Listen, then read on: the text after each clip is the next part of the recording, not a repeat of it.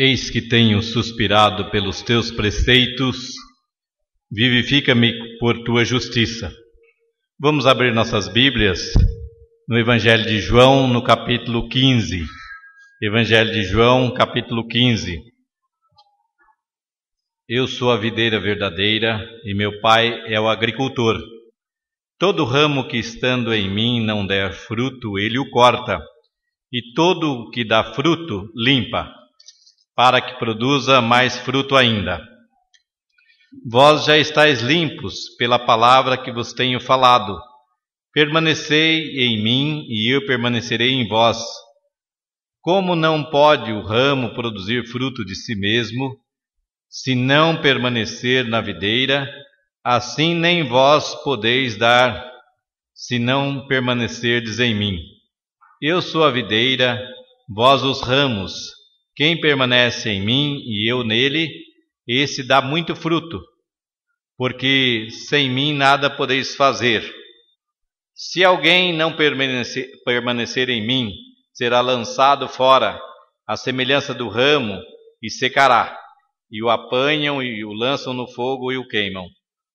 Se permanecerdes em mim e as minhas palavras permanecerem em vós, pedireis o que quiserdes, e vos será feito. Nisto é glorificado o Pai que está nos céus, em que deis muito fruto, e assim vos tornareis meus discípulos. Como o Pai me amou, também eu vos amei. Permanecei no meu amor. Se guardardes os meus mandamentos, permanecereis no meu amor.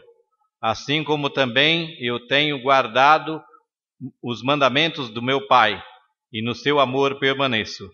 Tenho-vos dito estas coisas para que o meu gozo esteja em vós e o vosso gozo seja completo.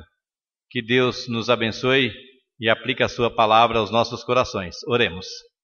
Senhor Deus, nós estamos diante da tua palavra.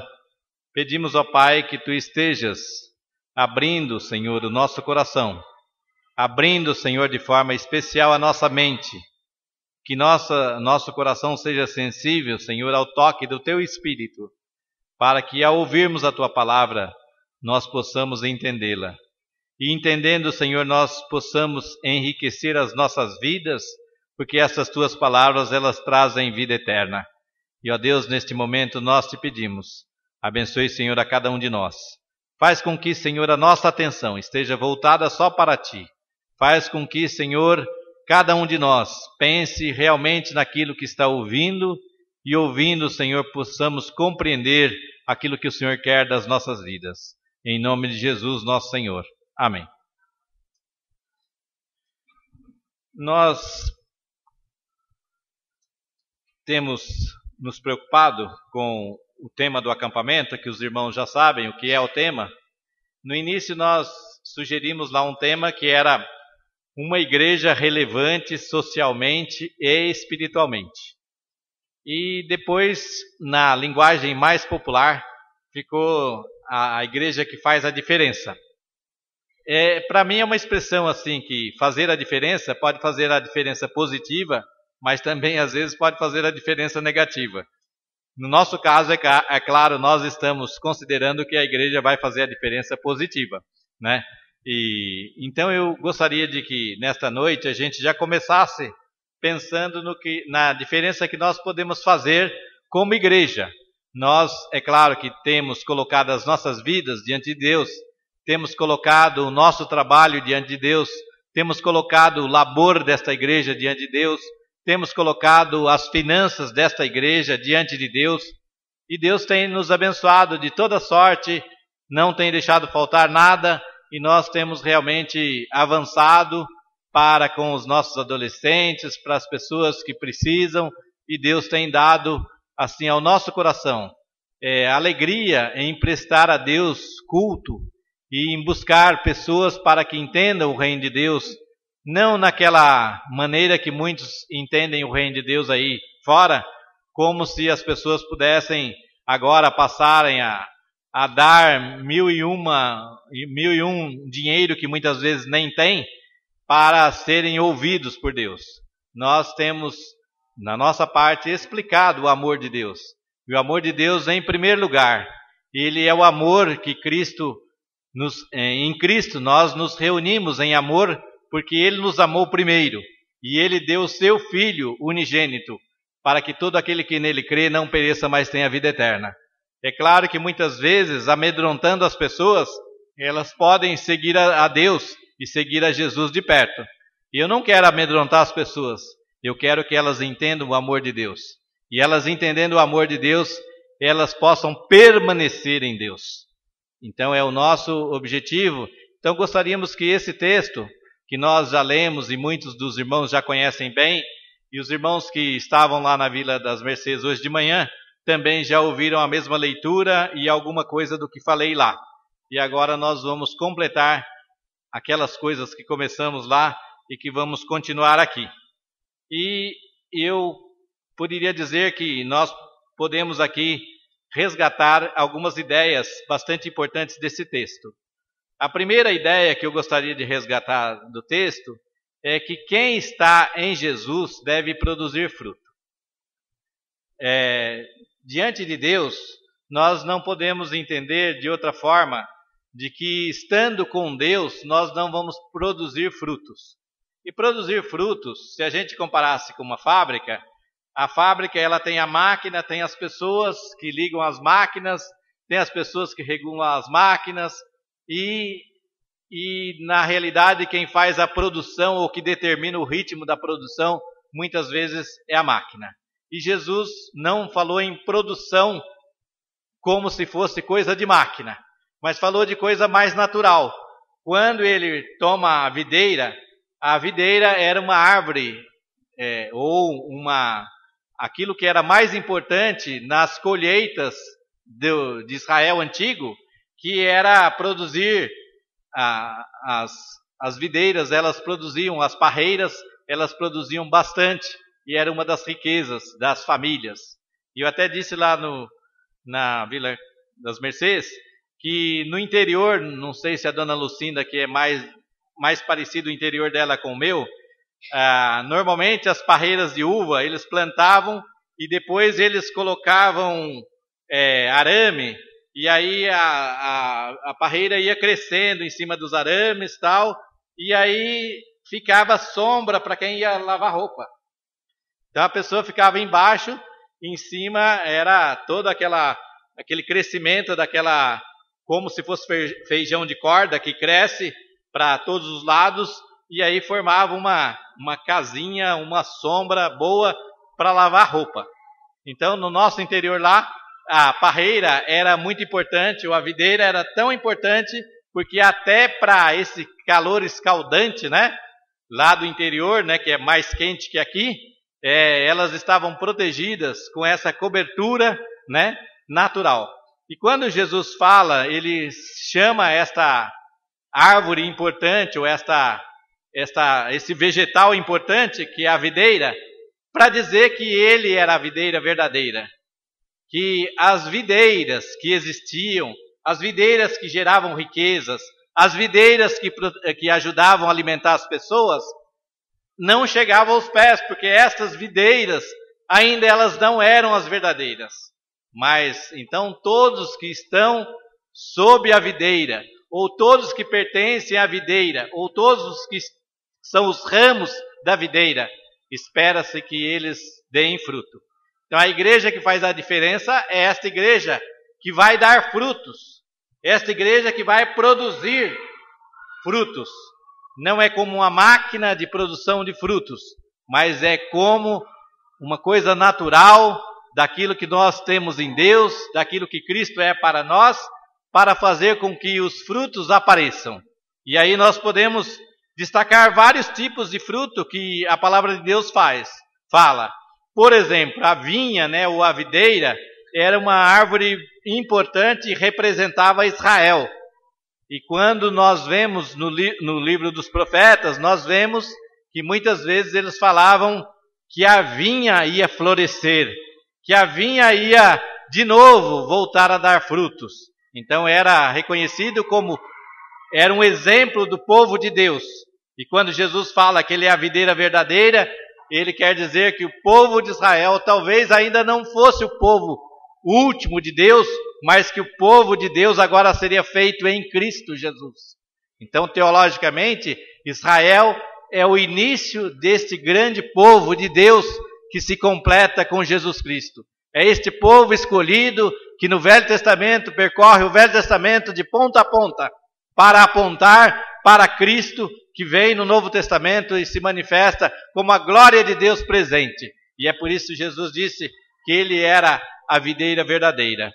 E quando fala em Isaías, mostra que essa profecia, haveria de frutificar, que a parreira, ou a videira, ou a vide, iria dar frutos, que a vide ia voltar a ser produtiva. E quando fala isto, também nós pensamos que a igreja, que é a igreja de Cristo, ela vem dar frutos. Porém, muitas vezes a gente pensa, uma empresa que produz guarda-chuva, ela tem um produto que serve para sazonalidade. Uma empresa que produz sorvete também, só para o calor que vende mais. Se bem que nos Estados Unidos as pessoas tomam sorvete nevando em cima e tomando sorvete aqui, E, enfim, mas nós temos também outros frutos que são, ou outras produções que são durante o ano inteiro. E no caso, por exemplo, da lavoura, ela produz 6 meses e 6 meses não tem colheita. Ou cada tipo de fruta tem uma época correta durante o ano, mas produz uma vez por ano. Porém, a igreja de Cristo, ela vai produzir os frutos de uma forma diferente, não sazonalmente e nem uma vez por ano, mas ela vai produzir frutos de vida eterna dentro de cada um de nós. E nós podíamos dizer que quando a palavra de Deus fala, Romanos 6, verso 22 diz que é fruto para a santificação. Isso significa que nós, quando encontramos Cristo, nós nos tornamos cada vez mais próximos de Deus. Santificação significa estar cada dia mais perto de Deus, ou gostar de ficar perto de Deus. E eu comecei a ler esse tema aqui, porque eu estava tentando pregar hoje sobre Moisés, amigo de Deus. Aí eu percebi que Moisés era amigo de Deus porque ele estava todas as horas junto com Deus. E aí li uma frase de Martin Luther King, que ele disse o seguinte, que quanto mais serviço ele tem, mais ele precisa orar. Porque só Deus mesmo vai dar força para ele fazer tanto serviço. E nós podíamos dizer que nós, quando estamos diante de Deus e quando estamos trazendo em nós o fruto da santificação, quanto mais ocupados, quanto mais perturbados, quanto mais preocupados estivermos, quanto mais apreensivos estivermos, quanto mais conflitantes estivermos, nós vamos orar mais, buscar a presença de Deus mais. Então, este primeiro fruto que nos faz ir ao encontro de Deus, ir em direção a Deus, mesmo que as coisas estejam difíceis, a gente vai em direção a Deus. E eu me lembro que certa vez o reverendo Antônio Elias contou uma experiência que ele orou por uma mulher e a mulher passou a semana, no domingo seguinte veio e falou, pastor, o senhor orou por mim domingo passado, mas a situação essa semana piorou.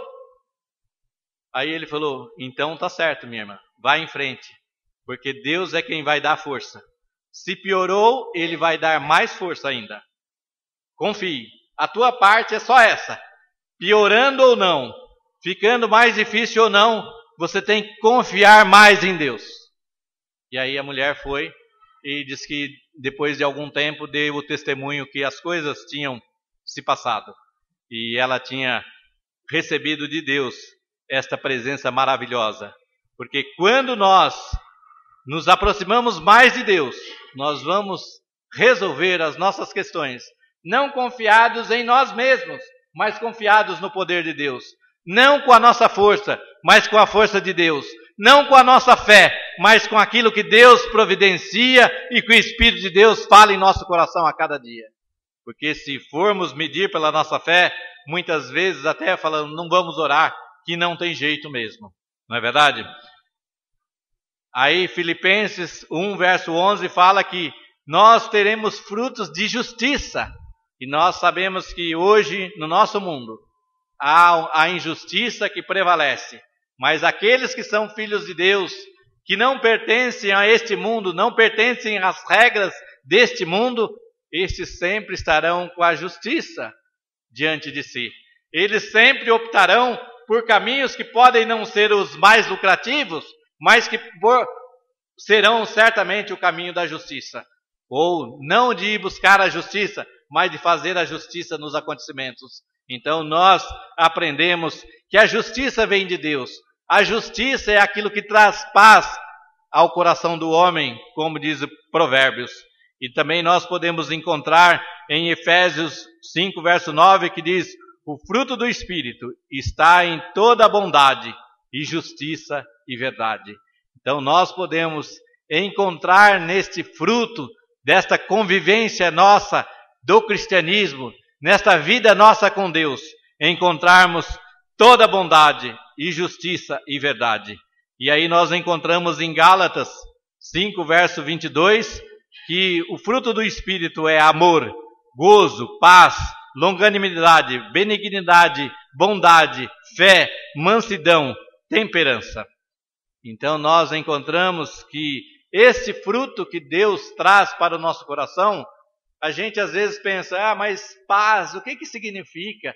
Quanto que eu vou ganhar tendo paz no coração? Não é verdade? Porque hoje as pessoas têm a valorização baseada em dinheiro, muitas vezes.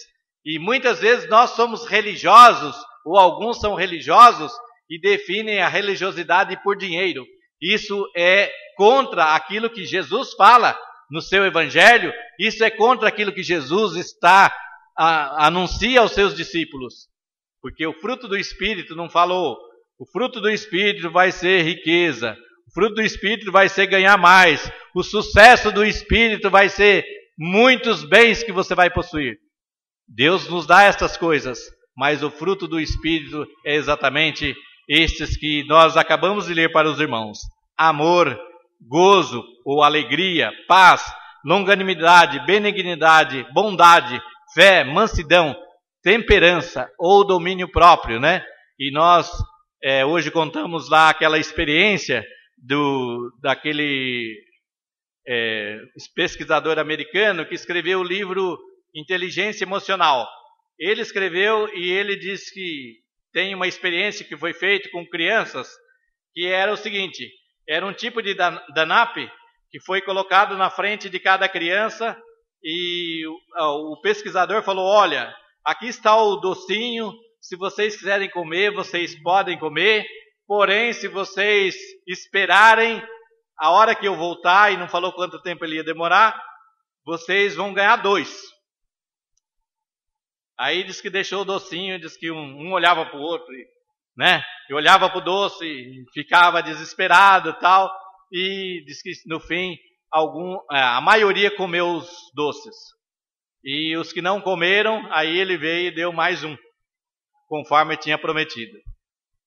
Foi uma experiência que para a criança, é claro, falou, puxa, torturaram as crianças colocando o docinho na frente.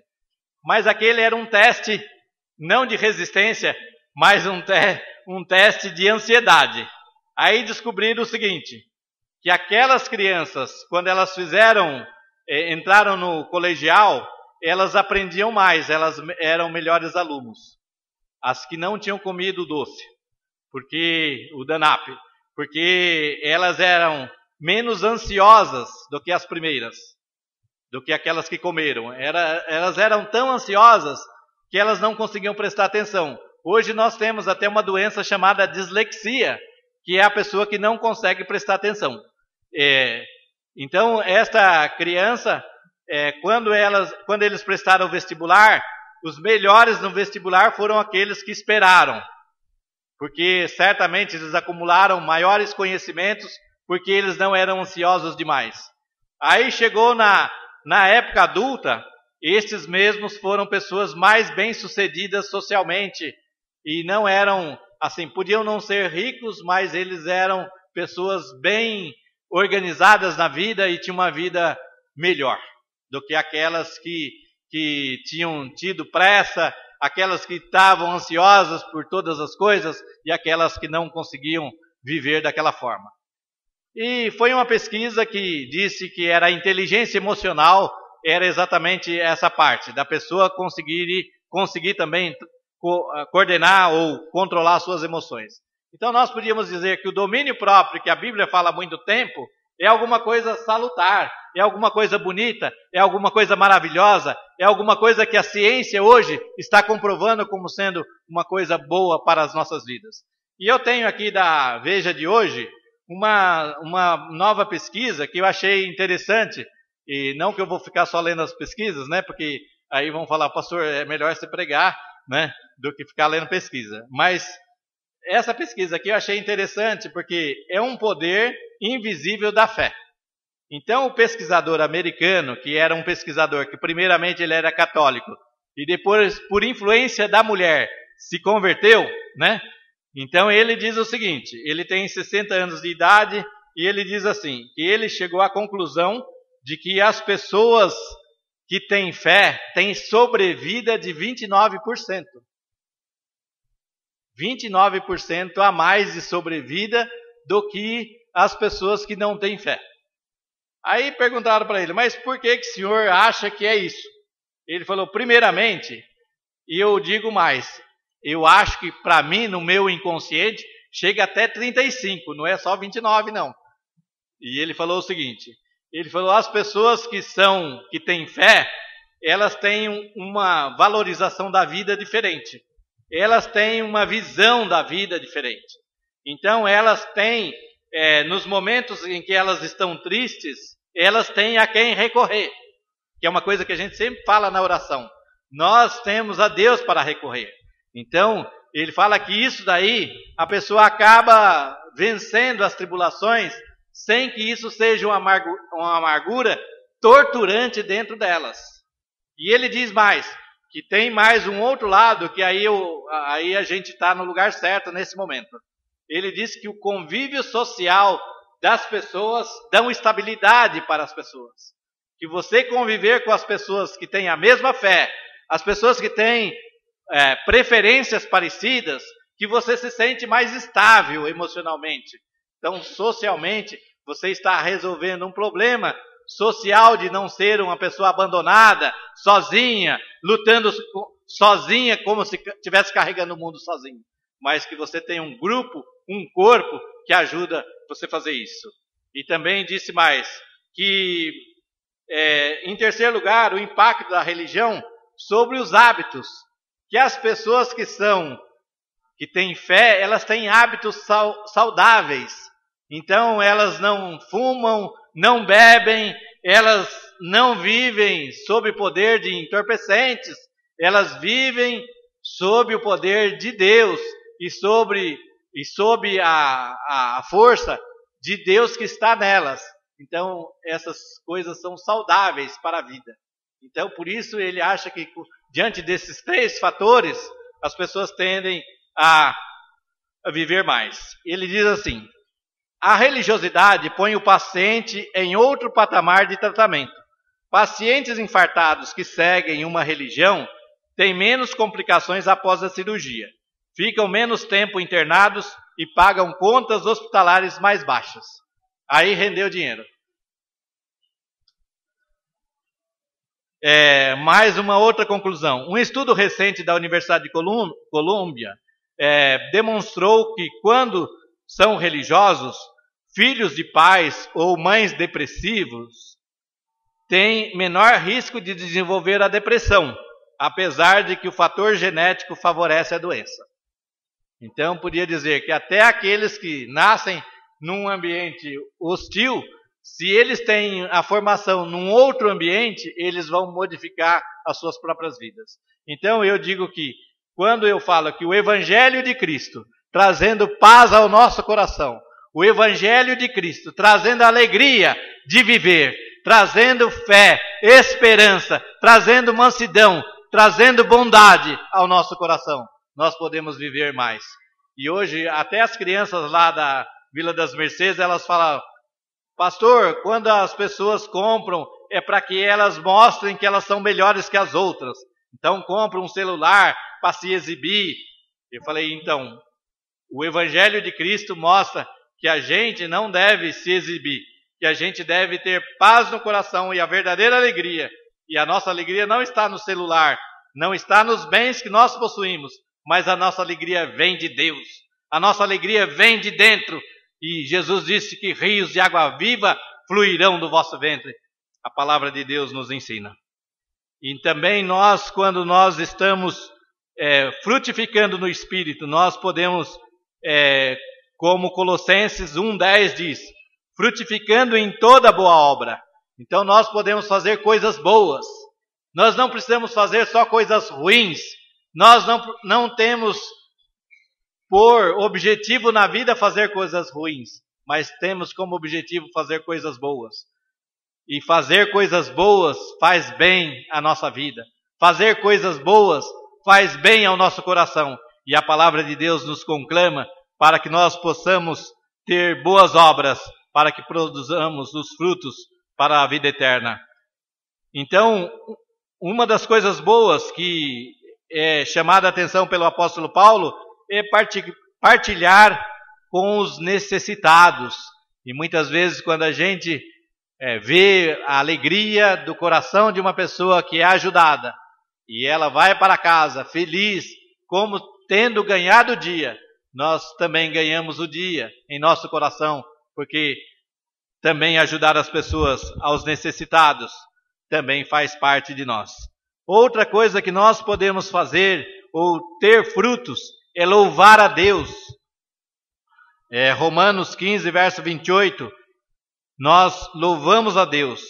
E quando nós louvamos a Deus, nós afugentamos muitas vezes até o inimigo, como fazia o salmista. Davi, quando tocava a sua harpa, até os demônios fugiam, diz a palavra de Deus.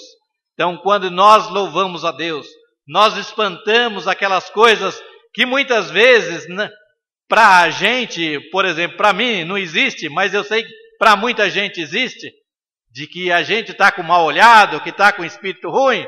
Para mim isso não existe, mas muitas vezes a pessoa que canta e que espanta os seus males também vivem uma vida melhor, porque sabe que Deus cuida delas e Deus é mais importante que todas as coisas. Então, nós quando vivemos este fruto do Espírito, nós produzimos em grande quantidade de Deus em nosso coração. Nós nos aproximamos cada dia mais de Deus. E passamos, como diz Provérbios 11, verso 30, diz que nós temos a árvore da vida. Então, ter a árvore da vida significa que nós vamos viver para sempre. Lá no jardim existia a árvore da vida e a árvore da ciência do bem e do mal. A árvore da ciência do bem e do mal, que deu fruto para que o homem começasse o seu caminho de pecado, e a outra árvore que ele não pegou naquele momento. Em Cristo ele vai encontrar esta árvore da vida frutificando em seu coração. Todo ramo que estando em mim não der fruto, ele corta, e todo que dá fruto limpa para que produza mais fruto ainda. Então nós estamos neste caminho, podíamos dizer, do aperfeiçoamento em Cristo, para dar mais frutos de fé, mais frutos de esperança, mais frutos de amor, como igreja de Cristo. Então nós devemos permanecer em Jesus. E quando nós permanecemos em Jesus, é essencial para viver uma vida em Deus. Permanecei em mim e eu permanecerei em vós. Como pode o ramo produzir fruto de si mesmo, se não permanecer na videira? Assim também vós não o podeis dar, se não permanecerdes em mim. Eu sou a videira e vós os ramos. Quem permanece em mim e eu nele, esse dá muito fruto, porque sem mim nada podeis fazer. Então nosso fruto é um fruto que vem de Deus. Nosso fruto é o fruto que vem de Cristo. Nosso fruto é o fruto que vem da palavra de Deus em nosso coração. É o fruto que vem de Jesus atuando em nossa vida. Como Cristo atua em nossa vida. Jesus disse: vou deixar para vós outros o Paráclito, que é um Deus da mesma natureza, que vai ser o Consolador, vai ser aquele que está todos os dias movendo os corações, que é o Espírito Santo. Então nós podemos permanecer em Cristo todos os dias, sermos ramos que pertencem a Cristo. E somos então alimentados por Cristo, pela vida de Cristo, para que nós possamos realmente, cada dia mais, servirmos a Ele com alegria e possamos cada vez mais permanecer nele. Não sei se os irmãos sabem e já fizeram alguma pesquisa, que muitas vezes as pessoas que começam cristãs num dia, no outro dia já muda, no outro dia volta a ser cristã, no outro dia já muda, e no outro dia já não é mais nada, muitas vezes são pessoas que são atribuladas. Parece que aquilo que elas procuravam, que era Deus, parece que elas não acharam, porque a não permanência em Cristo fez com que outras coisas roubassem a palavra de Deus dos seus corações. E quando nós lemos a parábola do semeador, nós sabemos que parte da semente caiu à beira do caminho, e vindo as aves do céu comeram aquela semente que iria germinar. Outra que caiu no pedregulho não teve raízes. Então estas situações, muitas vezes as pessoas não se apercebem de que elas estão entregando as suas vidas não para ser felizes e de Deus para sempre, porque não tem permanência em Deus. E hoje eu convoco todos que estão aqui para permanecerem em Deus, independentemente das situações, independentemente daquilo que venham a passar nas suas vidas. Serem cristãos, como diz a expressão, até debaixo d'água. Não importam as circunstâncias, não importam os problemas, não importam os conflitos, nós temos que permanecer em Cristo. Amém. Para permanecer em Cristo, nós também temos que seguir o caminho de Cristo. E o caminho de Cristo é aprender a guardar os mandamentos de Cristo. Jesus disse que ele permanece naquilo que Deus tinha passado para ele. E nós tínhamos que permanecer, os discípulos tinham que permanecer nos seus mandamentos. Então a palavra de Deus diz que a nossa obediência é que Deus estabeleceu um padrão de obediência que veio do Pai para Jesus. E esta obediência passa para nós. Então nós temos que guardar os mandamentos. E guardar os mandamentos significa aprender os mandamentos, enraizá-los na nossa vida, criar para que eles sejam como se fossem as raízes, dando profundidade à nossa vida, os mandamentos de Cristo, para que nós possamos enfrentar um mundo que não gosta de Deus. Nós não podemos nos iludir. O mundo não gosta de Deus. As pessoas, de uma forma geral, elas podem até falar contra Deus, nós não falamos, mas no fundo não fazem nada por Deus. E muitas vezes a gente também segue a mesma coisa, não faz nada por Deus, porque não segue os mandamentos de Deus. Quando nós temos os mandamentos de Deus, nós nos envolvemos, nós vamos atrás, nós cremos, nós continuamos trabalhando, nós vivemos trabalhando. E entra ano, sai ano, nós permanecemos em Cristo e nós guardamos os mandamentos e produzimos os frutos da glória de Deus, para a glória de Deus.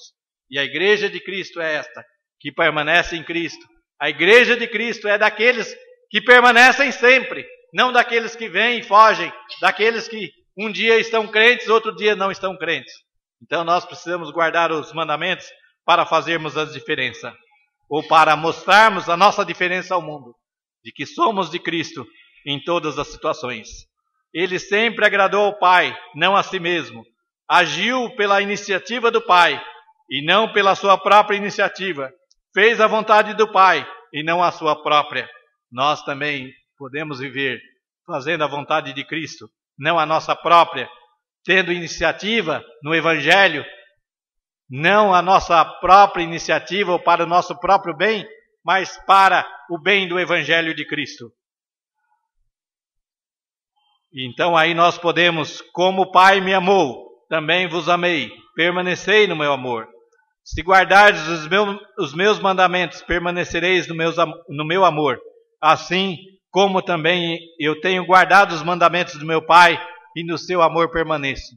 Que as nossas vidas Que o nosso amor, que o mandamento de Deus seja amarmos a Deus sobre todas as coisas e que esse mandamento seja apreendido por nós, que seja também todos os dias na nossa vida nós não estarmos apenas aprendendo teoricamente, mas colocando na nossa prática do dia a dia. Tenho-vos dito estas coisas para que o meu gozo esteja em vós e o vosso gozo seja completo. A palavra de Deus diz, vocês vão aceitar o Evangelho e vocês vão ficar mais tristes. Não é isso. O vosso gozo seja completo, diz a palavra de Deus. Nós nos enganamos e nos falta fé quando nós achamos que entregando a nossa vida a Deus, nós vamos ser pessoas infelizes. Pelo contrário, nós vamos ser mais felizes e completamente felizes.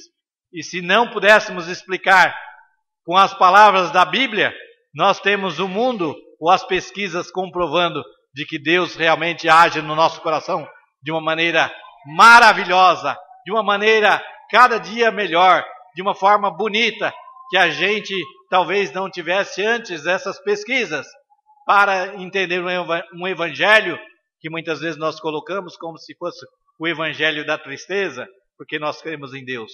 Mas a palavra de Deus diz que a sua palavra é boa e eficaz, e nós podemos entender de que Deus nos dará uma alegria completa, o vosso gozo seja completo. Vós, pois, vós sois meus amigos, se fazeis o que eu vos mando.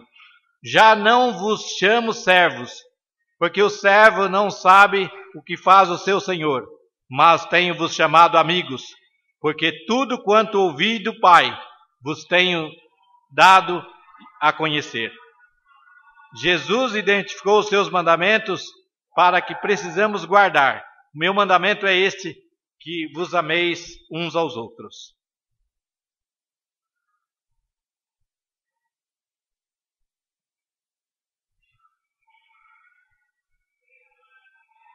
Então, estar em Cristo, que é a videira verdadeira, é primeiro produzir frutos. Em segundo lugar, é permanecer em Cristo. E em terceiro lugar, é amar uns aos outros. Então, obedecer o mandamento de Cristo. E em quarto lugar, amar um ao outro. O mandamento para amar uns aos outros é tão antigo. Não sei se vocês já viram um texto de Levíticos, capítulo 19, verso 18, que diz assim: Não te vingarás, nem guardarás ira contra os filhos do teu povo, mas amarás o teu próximo como a ti mesmo. Eu sou o Senhor. Então, às vezes a gente pensa que esse versículo só está no Novo Testamento, né?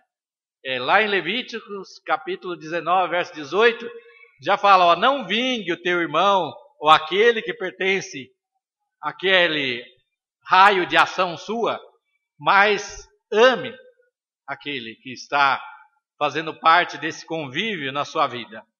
Novo mandamento vos dou, que ameis uns aos outros, assim como eu vos amei, que também vos ameis uns aos outros. Amar os irmãos é uma matéria de luz e trevas, de vida e morte, de conhecer Deus ou não conhecê-lo, como está lá na carta de João. Quem diz que ama a Deus e odeia seu irmão é mentiroso, diz a palavra de Deus. Então nós temos que desenvolver este amor para com os nossos irmãos, para que este amor seja o sinal de Deus em nossos corações. Porque Deus amou o mundo de tal maneira que deu seu Filho unigênito para que todo aquele que nele crê não pereça, mas tenha vida eterna. Ele se estendia ao mundo. O amor de Cristo se estendia ao mundo. O amor de Cristo em nossas vidas tem que se estender ao nosso mundo. As pessoas que conhecemos, aonde vivemos, é exatamente o nosso mundo, que nós vamos mostrar este amor. Seja em casa, seja na escola, seja com os nossos semelhantes, com os nossos amigos, seja com aqueles que não são muito amigos, mas nós vamos mostrar o nosso amor, o amor de Cristo que está em nós. Ele sacrificava o que era mais importante. Precisamos muitas vezes deixar as conveniências, os confortos que temos, os direitos, as posses que temos para fazer a vontade de servir uns aos outros. E a palavra de Deus nos chama para este serviço com Cristo. Ele buscava os melhores interesses daqueles amados. Deus nos amou e deu Jesus por nós para nos dar a vida eterna. Jesus amou os seus discípulos consistentemente até o fim. Amar um ao outro seria tão difícil se pudesse ser ocasional. Aliás, não seria tão difícil se pudesse ser ocasional ou acidental, mas temos que amar sempre. É o exemplo de Cristo que nos deu. Então, esses frutos estejam em nossos corações, na vida desta igreja, para fazer a diferença nessa sociedade, para fazer a diferença de uns para com os outros, uma diferença positiva, uma importância, sermos importantes uns para os outros, convivermos uns com os outros de uma maneira real, verdadeira e trazendo a alegria de Cristo que está em cada um de nós. Que Deus nos abençoe. Que nós possamos, nesta mesa do Senhor, estarmos partilhando esta mesma fé e este mesmo amor por Cristo.